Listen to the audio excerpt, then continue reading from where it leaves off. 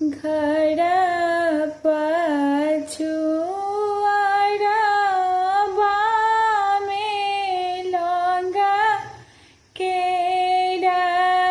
गछिया लौंगवा फूलल आधी राती हेम लौंगवा के चुनी चुनी से जिया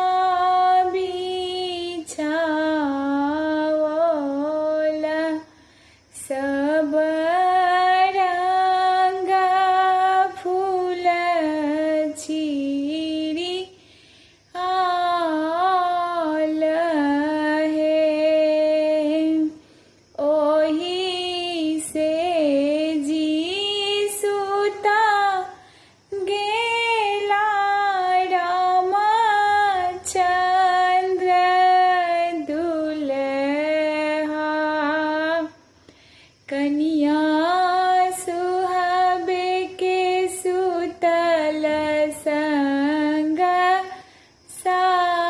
साथी है घोड़ी सुतु फिरी सुतु कनिया है सुहाबे तोरे घामे भीजल साड़ी रहे एतबे बचन सुनलनि कनिया है सुहाबे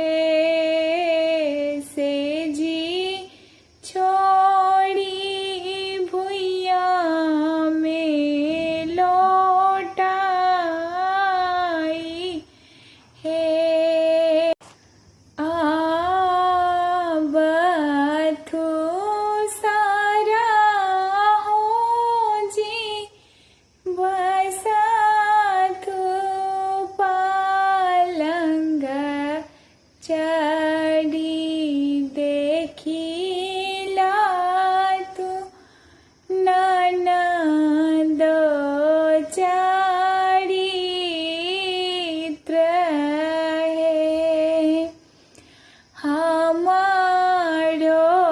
नदी ननदोसी गंगा जी के माँ गला जूनी कियो कहियो को बोल है जुगे जुगे जी बाधु रामचंद्र दुल्हा कनिया सुहाबे के बढ़नु आही बात है घर पछुआरा में लौंगा